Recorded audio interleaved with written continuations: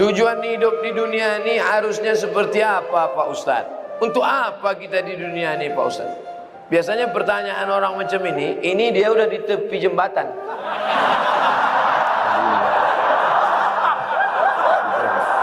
Untuk apa hidup? Ya, udah streaming. Untuk apa hidup ini?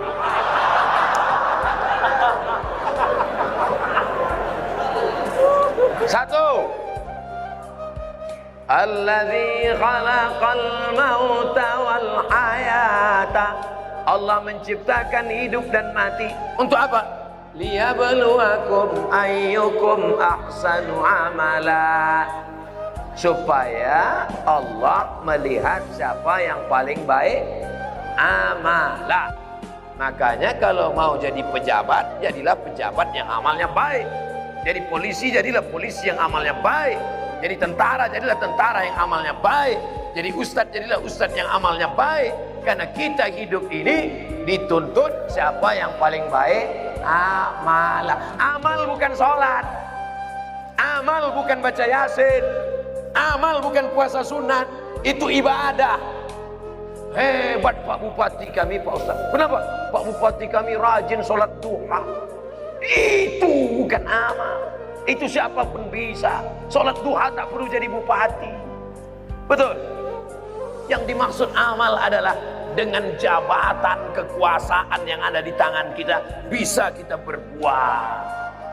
Kalau jadi anggota dewan, buatnya perda syariah. Anak SD tidak boleh masuk SMP kecuali punya ijazah MDA. Setuju? Itu Bang. Dengan kekuasaan. Jangan nanti udah pensiun baru datang Ustaz Somad, apa yang bisa kita buat untuk bangsa ini? Tangan bunda menggeletar. Itu apa? Ustaz Somad, kami sebagai aparatur negara, PNS, apa yang bisa kami buat amal kami? Mana PNS? PNS kemana nih? Kenapa banyak orang ngantri? Mohon maaf Ustaz Somad, PNS-nya sedang sholat duha di musola. Bodoh. Amal PNS bukan sholat duha. Sholat duha sebelum berangkat tadi. Amalnya sebagai PNS adalah bagaimana melayani masyarakat, dipermudah urusan orang. Urusan KTP. KTP Anda masukkan pagi, selesai sore, dikirim melalui pos. Bisa apa tak bisa? Bisa. Mudahkan urusan orang di dunia, dimudahkan pula urusan di akhirat nanti. Amin. Ustadz, apa yang bisa kami lakukan untuk ustadz-ustadz? Kumpulkan ustadz-ustadz, kumpulkan imam-imam, kumpulkan khotib-khotib, kumpulkan guru-guru mengaji, beri mereka pelatihan, permudah urusan SIM kendaraan bermotor mereka. Setuju? Wah, banyak yang setuju. Kenapa Ustadz tiba-tiba ingat itu? Ingat dulu saya susah ngurus SIM. Dulu waktu sebelum terkenal. Masya Allah, tabarakallah. Artinya apa? Ketika Allah titipkan jabatan di tanganmu, pakailah. Ayyukum ahsanu amala. Ustaz, kami ini masih mahasiswa, masih sekolah. Lalu amal kami apa?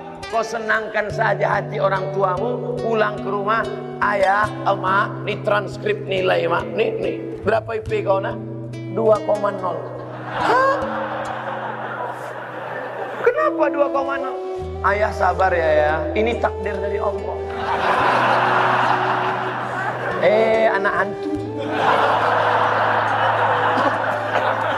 Dikasih duit bukannya menyelesaikan masalah, menambah masalah. Yang masih kuliah, yang masih sekolah, kalau belum bisa kalian senangkan emak ayah kalian, jangan kalian susahkan mereka. Jangan asal balik susah. Belum lagi dia balik, baru menengok nama dia di HP dia. Ini susah.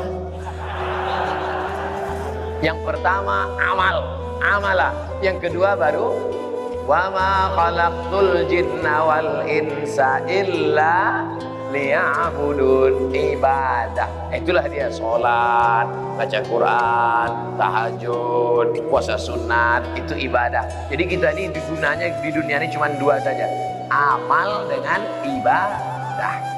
Masuk kantor jam 8 pagi, pulang jam 4 sore. Disiplin, tidak bolos ke mall. Itu namanya amal. Bapak polisi merazia orang melanggar peraturan, saking kan dia mau menegakkan, sampai dipeluknya kaca mobil Kijang Innova. Itu amal apa ibadah? Amal. Amal itu namanya. Ustaz tahu dari mana? Saya tengok tadi di Instagram. Dua itu saja tujuan kita hidup ini, amal dan ibadah. Perbaiki amal, perbaiki ibadah. Banyak orang ibadahnya bagus, amalnya tak bagus. Banyak orang amalnya bagus, ibadahnya tak bagus. Yang lebih parah, amal tak bagus, ibadah tak bagus. Siapa yang amalnya tak bagus, ibadahnya tak bagus, pergi ke jembatan Barelang. Untuk apa ke situ Pak Ustaz? Nah, jangan kau tanya lagi.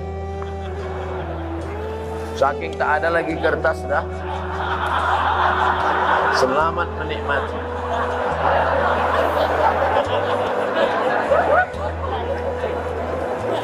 Apakah azab hanya ada untuk orang yang sudah meninggal saja?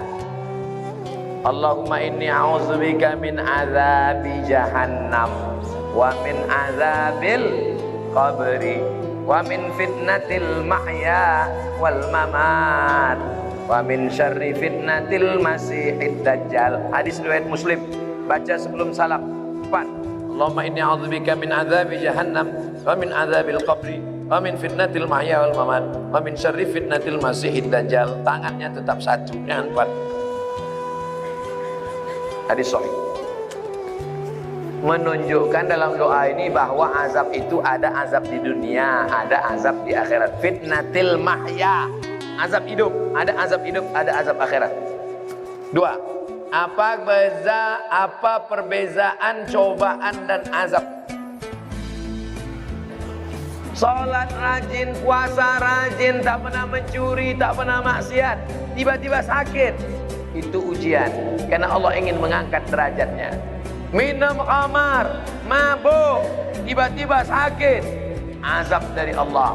Tapi azabnya itu pun juga Allah ingin menghapuskan silap salahnya. Makanya kalau ada orang sakit, ada 3 kemungkinan. Pertama, azab karena balasan atas dosa-dosanya, tapi di balik azab itu juga ada rahmat supaya dosanya hilang. 2, Allah ingin mengangkat derajatnya karena dia sabar menerima ujian. 3, Allah sudah menempatkan dia di surga tertinggi tapi amalnya kurang. Maka kata Allah kepada malaikat, malaikat kasih dia ujian supaya kalau dia cukup maka dia ditempatkan. Mudah-mudahan kita semuanya sudah ditempatkan di surga Jannatul Firdaus. Tinggal lagi menambah amal-amal kita. Ini udah kemarin nama dia di mana nih? Ini di Firdaus ya Allah. Amal dia di mana? Amal dia kurang-kurang sedikit. Buat dia agak demam-demam puyuh 3 hari. Kalau dia sabar. Kalau nanti Bapak Ibu jamaah Tanjung Pinang masuk ke dalam surga, amin. Pas sampai ke dalam surga, tengok kanan kiri tak ada saya. Mana Ustaz Somad? Cari saya di ruang VVIP. Pede kan.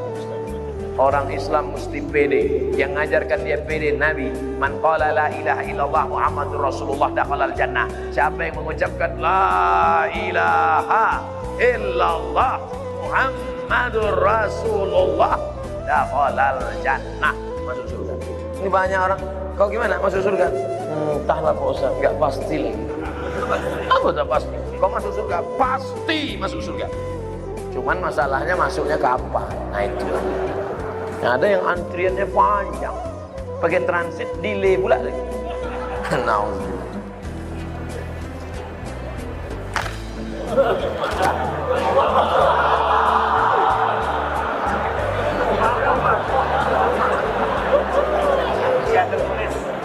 Ujian lisan tertulis.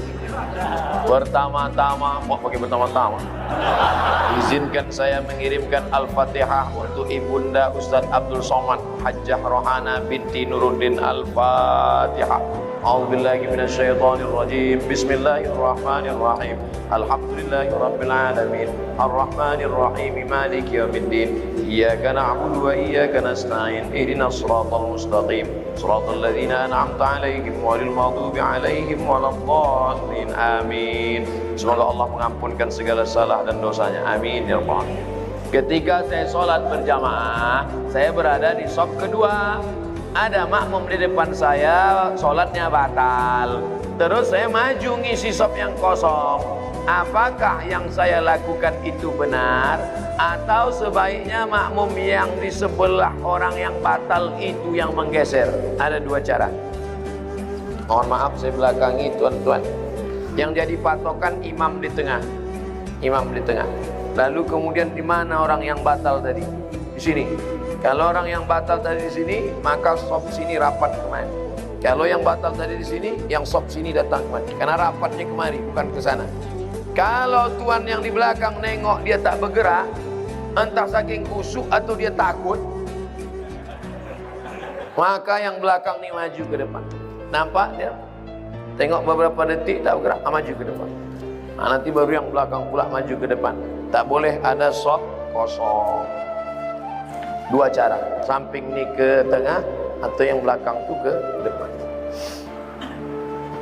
Bagaimana posisi derajat kedudukan mertua dan orang tua kandung di sisi Allah? Kalau engkau berbakti sama ayahmu, sama emakmu, biasa. Karena dia yang mengandung 9 bulan 10 hari, menyusukan 2 tahun. Tapi kalau kau berbakti pada mertuamu, luar biasa. Kenapa? Karena dia memberikan anak gadisnya yang dilahirkannya dengan derai air mata, bersimbah darah, tiba-tiba dikasihnya anaknya kepada engkau hanya dengan mahar sebentuk cincin emas 1 gram, itu pun imitasi. Mau dia mengasihi anak gadisnya, ikhlas dia memberikannya. Ambillah nak. Tiba-tiba setelah anak gadisnya kau ambil seminggu sebulan, balik anak itu dalam keadaan mata biru, KDRT. Oh, di mana otakmu kau letakkan? Oleh sebab itu maka berbakti sama ibu biasa. Aku sayang sama engkau mah biasa, karena makmu yang menyusukanmu 2 tahun. Tapi kalau kau berbakti sama dia, luar biasa, karena dia memberikan anak gadisnya kepada. Hai ibu-ibu, kasih anak gadis kalian sama yang soleh-soleh di Masjid Tanjung Pinang. Tak ada yang mengaminkan, tak dapat lah kalian. Yang mengaminkan yang udah nikah pula, dapat 2 mereka. Tolong diberitahu amalan sunat sebelum tidur malam Pak Ustadz. Wudhu. Sebelum tidur malam berwudhu. Paling bagus lagi sholat witir. Tapi katanya witir tengah malam. Ada 2 sahabat Nabi yang witirnya sebelum tidur. Pertama Abu Hurairah, yang kedua Abu Bakar Siddiq. Ya Aba Bakrin mata tutiru, hai Abu Bakar, kamu witirnya kapan? Ba'dal atama, habis isya salat witir. Maka siapa yang witirnya sebelum tidur, nanti malam tahajud saja tak usah tidur lagi. Tak usah tidur lagi, tak usah witir lagi. Maka dia dalam keadaan tidurnya suci. Baca kul huwallah, kul ambil falak, kul ambil nas, ayat kursi, al-fatihah, subhanallah 33, alhamdulillah 33, Allahu akbar 33. Miring ke kanan, hadap ke kiblat, bismika Allahumma ahya wa amut. Sunnah. Orang sekarang tidur megang remote. Pertama dia nonton TV, lama-lama TV itu nonton dia. Cemana mau dapat rahmat barokah? Mati su'ul khotimah. Yang ditonton film hantu. Saya tahu Ustadz tidak merokok, tapi tolong beri saya motivasi untuk stop merokok. Udah capek udah saya cerita rokok ini.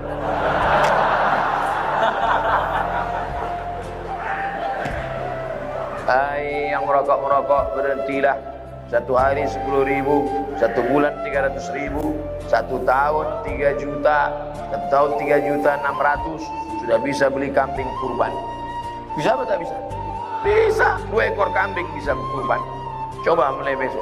Kalau mulut itu agak masam, cari permen. Tak tahan juga, rokok agak 1 isap, terus tak beli. Perlahan-perlahan. Tanya orang yang sudah berhenti itu, gimana cara dia bisa berhenti? Di luar negeri orang berhenti karena pajak rokok ditinggikan setinggi-tingginya. Semoga Allah senantiasa melindungi Ustaz. Amin ya rabbal alamin. Berapa banyak dari pendapat tabi'in yang boleh kita ikuti dan kriteria pendapat tersebut?